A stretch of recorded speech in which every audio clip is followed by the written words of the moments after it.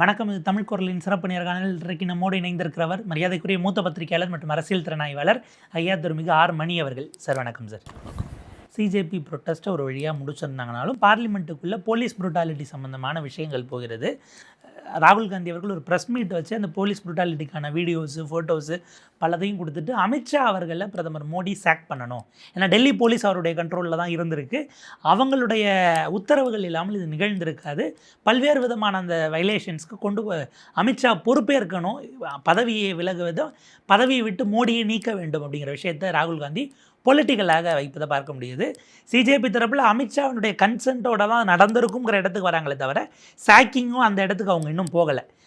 அவங்க பொலிட்டிக்கல் ரெஸ்பான்சிபிலிட்டிங்கிறாங்க, இவர் சாக் பண்ணணுங்கிறாரு. காங்கிரஸினுடைய இந்த விஷயம் சிஜேபி இதை டைல்யூட் பண்ணுதா? அந்த கோரிக்கை நியாயமானதா? கோரிக்கை நியாயமானது, 100% கோரிக்கை நியாயமானது. அது அரசியல் காரணங்களுக்காக எழுப்பப்பட்டாலும் அரசியல் உள்நோக்கம் கொண்டதாக இருந்தாலும் அரசியல் உள்நோக்கம் கொண்டதான். Everything is politics. அதனால் அதில் ஒன்றும் தப்பு கிடையாது. It is a politically motivated demand, but a correct demand. நடந்தது அட்டூழியம், அட்டூழியம் நடந்திருக்குது.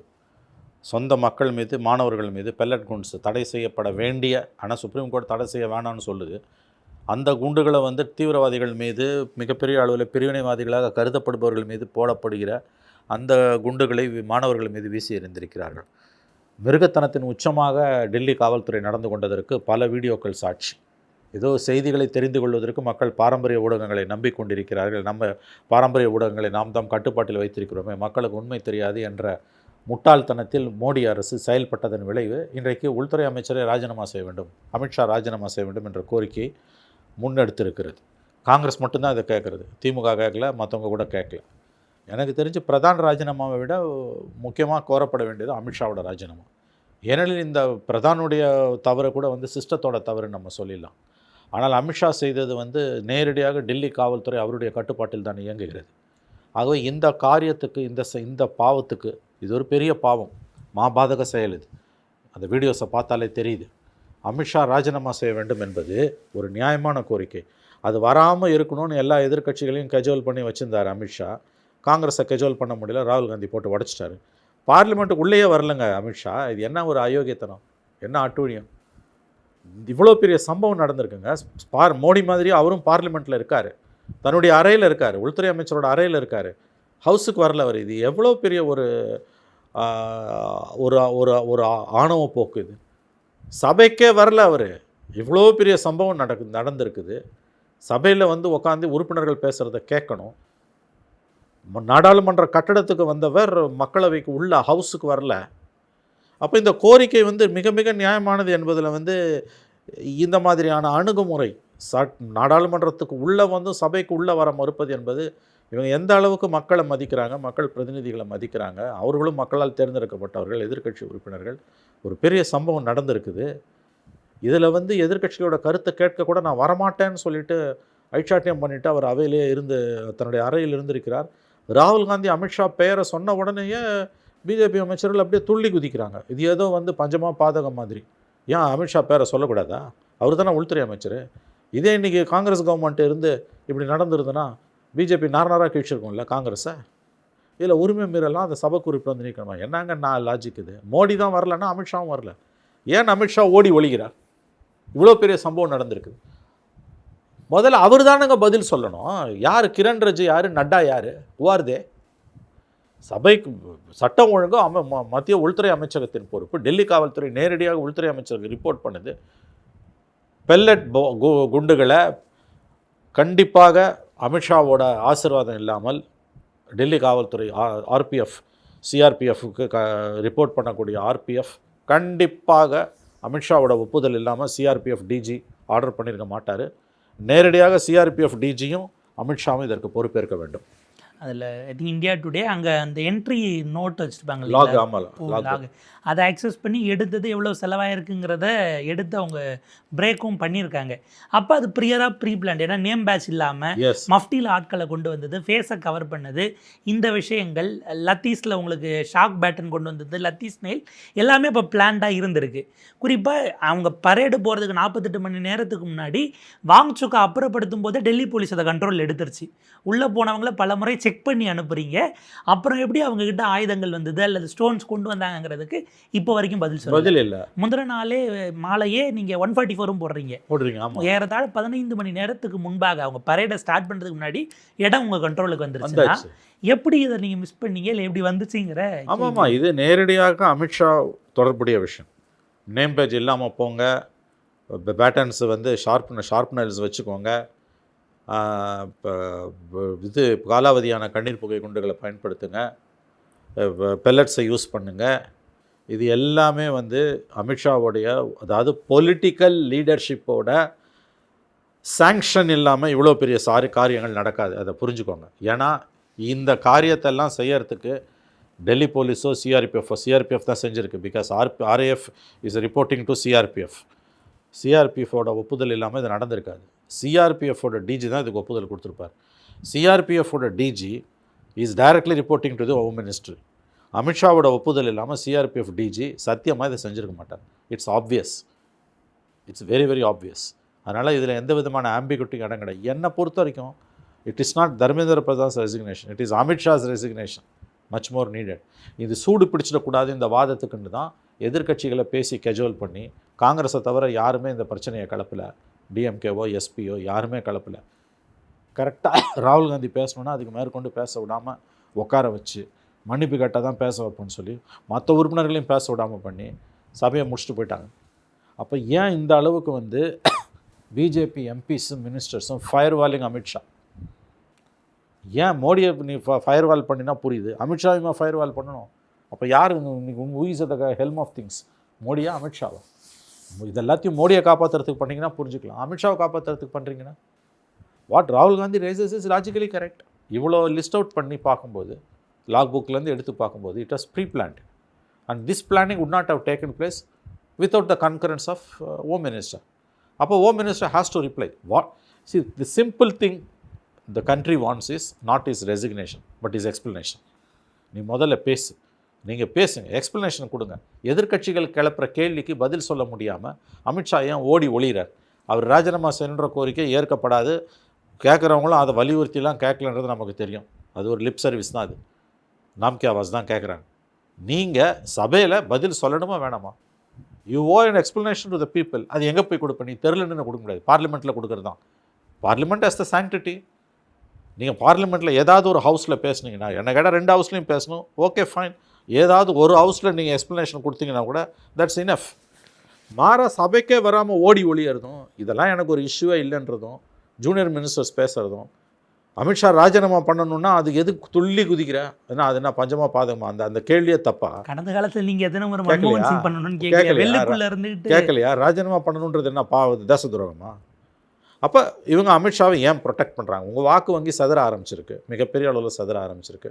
இல்லாட்டி நடுராத்திரியில் இன்ஸ்டா போடுவாரா மோடி? ஏன் பயப்படுறீங்க?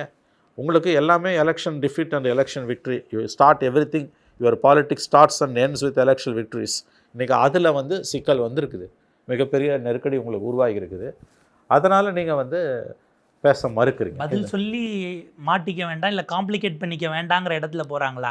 அவங்க மீதான அவங்க வாக்கு வங்கியினுடைய அதிருப்தி. ஒன்று பதில் சொல்லி மாட்டிக்கூடாது. 2வது வந்து எதுக்கு அமித்ஷா ரிசைன் பண்ணணும்னா நான் ஏன் உனக்கு பதில் சொல்லணும்? அந்த ஆணவ போக்கு.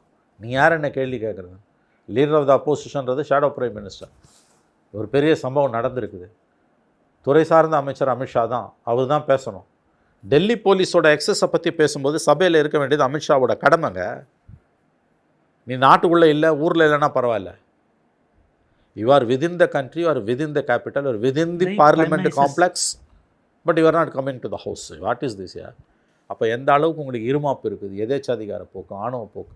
நீ யார் என்ன கேட்குறத நான் பேச முடியாது. நீங்கள் இதன் மூலமாக காங்கிரஸையும் அப்போசிஷனையும் இழிவுபடுத்தலை, மக்களை இழிவுபடுத்துறீங்க.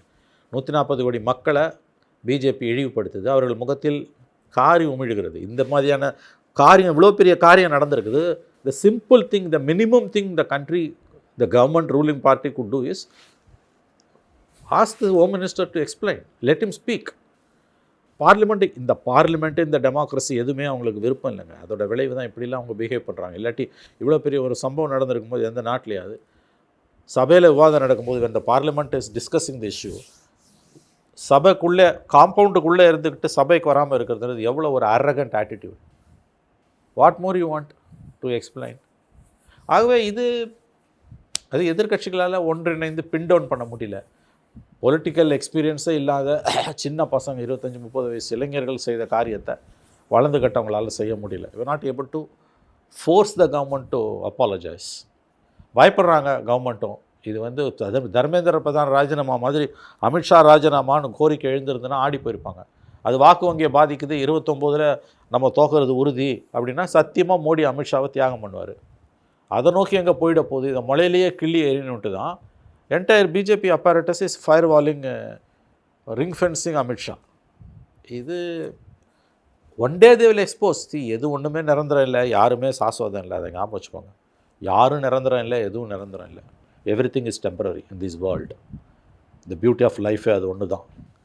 அப்போ எது இவ்வளோ ஆணவம்? இந்த காலத்துக்கும் மோடி தான் பிரதம மந்திரியா, இல்லை நிரந்தரமாக அமித்ஷா ஹோம் மினிஸ்டரா? இந்த நிரந்தர முதல்வர்னு சொன்னவங்கலாம் பீச்சில் சமாதி உள்ள படுத்துக்கிட்டு இருக்காங்க இன்றைக்கி. அதனால் இவ்வளோ பெரிய ஒரு இஷ்யூ நடந்திருக்குது. கவர்மெண்ட்டோட வெர்ஷனை கேட்கணுன்னு நாடு விரும்புது. அது அமித்ஷா தானே அங்கே சொல்ல முடியும், இல்லை மோடி சொல்லணும்? அட்லீஸ்ட் அமித்ஷா சொல்லுங்க. கிரண் ரிஜிஜு நட்டாவும் சொல்கிறாங்கன்னா இந்த பார்லிமெண்ட்டை, இந்த மக்களை இந்த கவர்மெண்ட் எவ்வளோ கேவலமாக பார்க்குது. எவ்வளோ பெரிய இன்சிடென்ட் நடந்திருக்கு. இறங்கி வராத பிஜேபி இறங்கி வந்திருக்குது. ஒரு மந்திரியை தியாகம் பண்ணியிருக்கீங்க. அண்ட் இவ்வளோ பெரிய இஷ்யூ நடக்குது. இன்றைக்கி எக்ஸாமினேஷன் பேப்பர் லீக்குன்றது இப்போ சர்வசாதாரணமாக மாறிப்போச்சு. The youth of the country are on the streets, they're boiling. நீங்கள் the minimum you could do is assure the people from within the house. Instagram போடுற மோடி அதை பார்லிமெண்ட்டுக்குள்ளே தானே அங்கே பேசணும். Parliament is supreme. நான் ஒரு கமிட்டி அமைக்கிறேங்கிறதே இந்த ரீல்ஸை பார்த்து தான் சேனல்ஸ் பிரேக் பண்ணுறது. என்ன யோகியத்தனங்க இது? இத்தனை அனௌன்ஸ்மெண்ட்டும் பார்லிமெண்ட்டில் வந்திருக்கணுங்க. That to when the session is on. Parliament இல்லைன்னா கூட ஓகே 10% புரிஞ்சுக்கலாம். There some justification. இந்த பார்லிமெண்ட் இஸ் ஆன். நீங்கள் பார்லிமெண்ட்டுக்குள்ளே எதையுமே சொல்ல மாட்டேன் அப்படின்னா பார்த்தாலும் ஆளுங்கட்சி ட்ரெஷரி பெஞ்ச் தான் லாஸ்ட்டில் பேச போகிறாங்க. எதிர் தரப்பில் என்ன பேசினாலும் எங்ககிட்ட மறைக்க ஒன்றும் இல்லைன்னு கூட நீங்கள் பேசினாலும் அது பதிலாக பதிவாக தான் போகுது. சபாநாயகர் எதையும் எக்ஸ்பென்ஸ் பண்ண போகிறது. பிரைம் மினிஸ்டரும் சரிங்க, வழக்கமாக பிரைம் மினிஸ்டரும் வரமாட்டார். அமித்ஷா எல்லா விஷயத்துலையும் பேசியிருக்காரு. இந்த 10 வருஷத்தில் அதிகமாக பேசினது 19 ஒரு ஹோம் மினிஸ்டர். இந்த 7 வருஷத்தில் பார்லிமெண்ட்டில் அதிகமாக கவர்மெண்ட் சார்பாக பேசினவர் அமித்ஷா தான். இன்னும் சொல்லப்போனால் மீடியாக்கிட்டையும் அவர் பேசுவார். மோடியை விட நல்லாவே மீடியாக்கிட்ட அமித்ஷா பேசுவார். பார்லிமெண்ட்லேயும் நல்லாவே பேசுகிறாரு. மோடியை விட நல்லாவே தான் பேசுகிறார். எதிர்க்கட்சிகள் கேள்வி கேட்டால் இன்டரப்ஷன்ஸ்லாம் பதில் சொல்கிறாரு. நவீன சாணக்கியா நவீன உயிரோட இருந்தால் வெக்கப்படுவார் அப்படின்னு பிரியங்கா சொல்லும் போது சிரிக்கிறாரு. he did not object, he was laughing. அப்போ அவரால் என்கேஜ் பண்ண முடியுது அப்போசிஷனோட. அவர் ஒன்றும் அப்போசிஷனை பார்த்து பயந்து ஓடுறவர் கிடையாது, மீடியாவை பார்த்து பயந்து ஓடுறவர் கிடையாது. அப்படி இருக்கும்போது அவர் ஏன் வரல? டெல்லி போலீஸ் விவகாரத்தில் ஒரு உரையாடலுக்கே தயாராக இல்லை, இல்லை அது வேண்டாம், அது போனால் நமக்கு பேக் ஃபயர் ஆகலான்னு யோசிக்கிறாங்களா? அதாவது இந்த கொஸ்டின்ஸை என்கேஜ் பண்ணுறதே நமக்கு ஃபீல்டு பண்ணுறதே நமக்கு பேக் ஃபயர் ஆகிடுமோன்னு பயப்படுறாங்க. See, they are rattled. இது வரைக்கும் கடந்த காலங்களில் எல்லா போராட்டங்களையும் அடக்கி ஒடுக்கணுமா, இது அடக்கி ஒடுக்கலாம்னு நினச்சாங்க. பேக் ஃபயர் ஆகிடுச்சு, பூமராங் ஆகிடுச்சு. இது கண்டிப்பாக Modi would have been angry with Amit Shah. அதில் எந்த சந்தேகம் வேணாம்.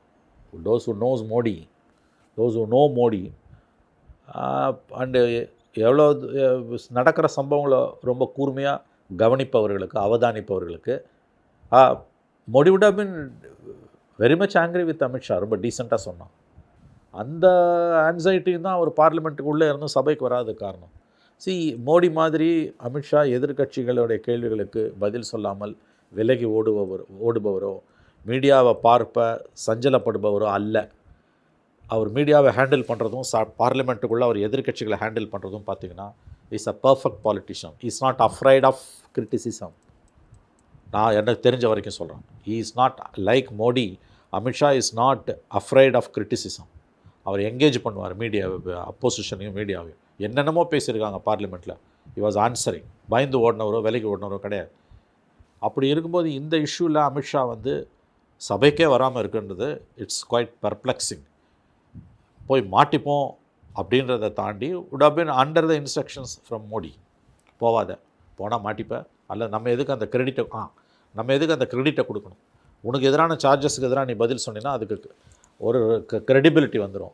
let us உண்மைதான் deny போல இருக்கு, அவரே பதில் let சொல்றாரு. us deny that credibility. don't give this credibility opposition கொடுத்துறாதன்னு சொல்லியிருக்கலாம். ஏன்னா அன்யூஷுவல், அமித்ஷாவோட பிஹேவியர் அன்யூஷுவல். திரும்பவும் சொல்கிறோம், Amit Shah is not like Modi. அவர் விலைக்கு ஓடுபவர் அல்ல. அவர் பார்லிமெண்ட்லேயும் பேசுவார், அசம்பிளி இதில் ப்ரெஸ்லையும் பேசுவார். பார்லிமெண்ட்டில் எவ்வளவோ பேசியிருக்காங்க.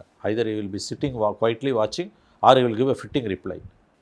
அந்த அப்போசிஷன் வாங்கி அதே வேகத்துல அடிப்பார். Has the knack of responding. Retaliation அவருக்கு உண்டு, அந்த தகுதி உண்டு, திறமை உண்டு. எதிர்க்கமாச்சும் பேசி முடிச்ச பிறகு அதுக்கப்புறம் அவருடைய உரையில வரும், இவர் இன்டரப்ட் பண்ணி அழகாக பேசுவார், இன்டரப்ட் பண்ண பேசுவார். நேரத்தில் ராவல் நீ பேசும்போது he has the knack and ability of addressing and engaging with opposition and media. அப்படிப்பட்ட ஒரு பாலிட்டிஷியன் அவர் ஏன் வந்து ஹவுஸுக்கு வரலன்றது இட்ஸ் குவைட் பர்ப்ளெக்ஸிங். பாஜக குறிப்பாக டாக்டர் முரளி மனோகர் ஜோஷி போன்றவர்கள், அதே போல் ரத்தன் சரத் ஆர்எஸ்எஸ் ஐடியலாக்ஸாக இருக்கிறவங்க, தொடர்ந்து ஆர்கனைசரில் காலம்னிஸ்டாக எழுதி ஆதராக இருக்கக்கூடியவர்கள் எல்லாம் இதில் வந்து பாஜக வந்து நரேட்டிவ் செட் பண்ணுறதுல தோத்துருச்சு. நீங்கள் என்ன பண்ணுறீங்க, சார்ஜ் வைக்கிறவங்க மேலெல்லாம் அவன் பாகிஸ்தான் ஏஜென்ட்டு சைனா ஏஜென்ட்டுன்னு வைக்கிறீங்களே தவிர ப்ரோஆக்டிவாக உங்களுடைய இது இல்லை. கவுண்டர் நரேட்டிவில் நீங்கள் தோத்ததுனால தான் பிரதமர் அவ்வளோ பதட்டத்தோடு வந்து ரீல்ஸ் போடக்கூடிய இடத்துக்கு அவரை புஷ் பண்ணுறீங்க. It is complete failure of understanding the Gen Z அப்படிங்கிற வகையில் சில விஷயங்களை பாஜகவை நோக்கியே அவங்களுடைய வெல்விஷஸே வைக்கிறத பார்க்க முடிகிறது. அது எப்படி பார்க்குறீங்க நீங்கள்? That's correct. அது ஒரு செக்ஷன் அது தெளிவாக உணர்றாங்க. அது எதனால் உணர்றாங்கன்னா, த grip இஸ் லூசனிங். 29 ஜெயிக்கிறது அவ்வளோ ஈஸி இல்லை. 14, 19, 24 ஜெயித்த மாதிரி 14 ஓகே ஃப்ரெஷ்ஷு, 19, 24 ஜெயித்த மாதிரி 29 ஈஸி கிடையாது. 100% there is going to be a dent. அதுதான் அவங்கள கவலைக்குள்ளே வைக்குது. Now what next? இப்போ வந்து ஓரங்கட்டப்பட்ட மனோகர் ஜோஷியும் ரத்தன் சாரதாவும் பேசுகிறாங்க. இன்றைக்கி பிஜேபி அண்ட் எஸ்பெஷலி ஆர்எஸ்எஸ்க்குள்ள who are all calling the shots, that is the present policy makers of RSS. அவங்க இது வரைக்கும் அமைதியாக இருக்காங்க. they are waiting on the wings, they are waiting on the sidelines and quietly watching. இந்த வாத்து இனிமேல் பொன்முட்டை போடாதுன்னு தெரிஞ்சதுன்னா கண்டிப்பாக இதை அறுத்து போட்டுருவாங்க. அதில் எந்த சந்தேகமும் உங்களுக்கு வேணாம். only if you deliver you will be allowed to become continuous prime minister. only if you deliver you will be allowed to continue as home minister. இப்போ 2 பேருக்குமே அந்த பயம் வந்திருக்கு. மோடிக்கும் வந்திருக்கு, அமித்ஷாவுக்கும் வந்திருக்கு. ஏன்னா நீங்கள் தொடர்ந்து 15 வருஷம் டெலிவரி பண்ணிட்டீங்க and you can continue to deliver. தொடர்ந்து எந்த வாத்தும் பொன்முட்டை போடாது, ஒரு கட்டத்தில் அது நிறுத்தும். அண்டு இந்த complex organisation like RSS or BJP ஒரு பாயிண்ட் மேலே சேச்சுரேஷனே கூட அக்செப்ட் பண்ணுற நிலைமைக்கு போக மாட்டாங்க. டென்ட் கூட வேண்டாம், சேச்சுரேஷனே வேணாங்கிற இடத்துக்கு. நான் why can't they sacrifice Modi and Amit Shah? Scapegoat ஏன் பண்ணக்கூடாது? ப்ரொவைடட் இன்னும் 2.5 வருஷம் இருக்குது. அதுக்குள்ளே situation if it did not reverse, situation மேம்படலைனா, நிலைமை மேம்படலைனா அடுத்த 2.5 ஆண்டுகளில் post UP election, post UP election, ஆமாம், மேம்படலை, anger of the youth is on the ரைஸ்னா சத்தியமாக அமித்ஷா மோடியை அவங்க அலோவ் பண்ண மாட்டாங்க. There will be a change. அதுவும் ஆல்ரெடி வந்து Modi on the wrong side of his age. இப்போ 29 எலெக்ஷன் வரும்போது will be nearing 80. They won't allow it. அது ஒரு சரியான சாக்காக வச்சுப்பாங்க. இந்த ப்ரொட்டஸ்டோட லாஜிக்கல் எண்டுன்றது நம்ம கவனிக்க வேண்டிய டெவலப்மெண்ட்டுன்றது ஒன்று தான். Will Modi B allowed to continue as prime minister for 29? அதுக்கு முன்னாலேயே இது சரியாக வராது, பொன்முட்டையிடாது இந்த வாத்துன்றது கன்ஃபார்ம் ஆச்சுன்னா ஃபினிஷ்டு. கடந்த காலத்தில் பல ஸ்டேட்டில் அப்படி அதிருப்தி வந்ததுன்னா லாஸ்ட் ஒரு மாதத்தில் சீஃப் மினிஸ்டரை மாற்றிட்டு புதிய ஃபேஸோடு போகிறோன்னு போவாங்க. ஹரியானாவில் மனோகர்லால் கட்டார் அப்படி தான் எடுத்தாங்க. சிவராஜ் சிங் சௌஹான் அவர் தான் கேண்டிடேட்னு சொல்லாமல் ஜெயிச்ச பிறகு எம்பியை மேலே கூப்பிட்டுக்கிட்டதெல்லாம் நம்ம பார்த்தோம். மோடி பலருக்கு செய்தது அவருக்கே மேபி வருதா, இல்லை அத்வானிக்கு அவர் வாழெடுத்தவன் வாழால் மடிவான். எந்த சந்தேகம் வேணாம். எப்படி தீர்க்கப்படுகிறீர்களோ எப்படி தீர்க்க விரும்புகிறீர்களோ அப்படியே தீர்க்கப்படுவீர்கள். இதில் யாதொரு சந்தேகமும் வேணாம். What you have done it to Advani, your subordinates will be repeating that feat. அதில் எந்த சந்தேகம் வேணாம். இதோட அடுத்த development, the next logical step அப்படின்னா நம்ம பார்க்க வேண்டியது ஒன்றே தான். எனக்கு தெரிஞ்சு நடந்ததையே பேசுகிறது அபத்தமானது. Doesn't make sense. Because what has happened is happened. போஸ்ட்மார்ட்டத்தால் எந்த பிரயோஜனமும் கிடையாது. அது ஒரு லெவலுக்கு தான். அது will Modi continues PM candidate for 20. இதில் மோடியை நகர்த்துறதும் அவ்வளோ ஈஸி கிடையாது அவங்களுக்கு. ஏன்னா Modi as an individual has tightened his grip on RSS. அவ்வளோ சீக்கிரம் அதை லூசன் பண்ண முடியாது. Of course there are voices and they will continue to grow. ரெண்டாவது இயர்ஸ் டெலிவர்ட் ஆல்ரெடி.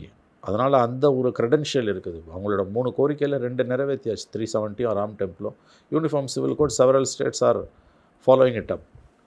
ஸோ வாராது போல் வந்த மாமணி அதை இழக்க அவ்வளோ சீக்கிரம் அவங்க they won't like it. ஆல்டர்னேட்டிவாக பார்த்துக்கிட்டே இருப்பாங்க. But the big but is alternative இல்லாட்டி கூட ஒரு கட்டத்துக்கு மேலே they won't allow it. See, you are 15 years and there are rampages on the streets. Youth of the country are on the boil அப்படின்னும் போது இதை ரிவர்ஸ் பண்ண முடியலன்னா they will give some time. Whether you can able to reverse the trend. Reverse பண்ண முடியலன்னா course correction இமினென்ட். ஏன்னா அந்த கோபம் உங்களுக்கு எதிரானதாக மட்டுமல்ல, அமைப்புக்கு எதிராக நாளைக்கு மாறும்போது லாசஸ் ஃபார் தி ஆர்கனைசேஷன்ங்கிற இடத்துல இருந்து யோசிப்பாங்க. எஸ், தர்மேந்திர பிரதான் ரெசிக்னேஷனை கூட சொல்ல வருது என்னென்னா ஒன்றும் பெருந்தன்மையாலலாம் அவங்க பண்ணலை. இது இப்படியே போனோன்னா வந்து டயர் 2 சிட்டிஸுக்கெல்லாம் பரவ ஆரம்பிச்சிருச்சு ப்ரொட்டஸ்ட்டு. புருட்டாலிட்டி, போலீஸ் புருட்டாலிட்டி மூலமாக வெளியில் வர தெரிய ஆரம்பிக்குது. It will escalate to the resignation of protest. அதாவது அந்த கோரிக்கை it will escalate to the demand of Amit Shah's resignation. Amit Shah's resignation, it has reached Modi's doorsteps. முதலுக்கே மோசம். அவ்வளோ சீக்கிரம் ஒன்றும் அவங்க பிரதானை வந்து ரிசைன் பண்ணலை, இந்த காவு கொடுக்கல. இதை விட்டுட்டோன்னா it will reach Amit Shah's doorstep. Amit Shah's doorstepனா it is on Modi's doorsteps. So இதோட முடிச்சிட்டோன்னு தான் அவங்க பலி கொடுத்தாங்க. அவ்வளோ சீக்கிரமாலாம் ஒன்றும் பலி கொடுக்க மாட்டாங்க. They are not that much easy people. இது வரைக்கும் எம்ஜே அக்பர் ரிசிக்னேஷனை தவிர தட் டு வாஸ் அ முஸ்லீம் ஈஸியாக முடிச்சிட்டாங்க அந்த கதையை. இல்லாட்டி அதை கூட பண்ணியிருக்க மாட்டாங்க. நவ் இப்போ இது வந்து தெரிஞ்சு போச்சு. டயர் 2 சிட்டிஸுக்கு பரவுது. ஃபார் த ஃபர்ஸ்ட் டைம் 12 இயர்ஸில் இது வரைக்கும் இல்லாத ஆன்சைட்டி யார் மத்தியில்? அவங்களோட கோர் ஓட் பேங்க் மத்தியில். இது வரைக்கும் நடந்த எல்லா ப்ரொட்டஸ்ட்டும் அவங்க கோர் ஓட் பேங்க்கை பெரிய அளவில் டிஸ்டர்ப் பண்ணல. இந்த தடவை கோர் ஓட் பேங்க்லேயே இந்த ஸ்டூடெண்ட்ஸ் கொள்ளியை வச்சுட்டாங்க. அது பற்றி எறிய ஆரம்பிச்சிடுச்சு. And it started spreading it to tier 2 cities. Tier 2 சிட்டிஸுக்கெல்லாம் போக ஆரம்பிக்குதுன்னா இது வந்து heavy challenge for the state. ஏன்னா அங்கே டைனமிக்ஸை வேறு. அதில் வந்து ஆன்சைட்டி இருக்கவன் எல்லாம் ஒன்று சேர்ந்துருவான். இந்த ப்ரொட்டஸ்ட்டில் கூட வெறும் நீட்டெல்லாம் கிடையாது. நீட்டு இப்போ பேப்பர் லீக்கு மட்டும் கிடையாது. வெவ்வேறு விதமான கோவம் அரசின் மேலே இருக்கவன் எல்லாரும் ஒன்று சேர்ந்துட்டான். டயர் 2 சிட்டிஸுக்கெலாம் போச்சுன்னா அது இன்னும் மோசமாக போயிடும். Obviously it will reach Modi's door steps. அதனால தான் அவங்க ராஜினாமா பண்ண வச்சாங்க. பார்லிமெண்ட்டுக்குள்ளே ராகுல் காந்தி அமித்ஷாவை பேசின உடனே பயம் வந்துடுச்சு, இது பற்றிக்க போகுது. நவ் ஒரு just imagine if every opposition is demanding Amit Shah's resignation, Modi cannot sit peacefully.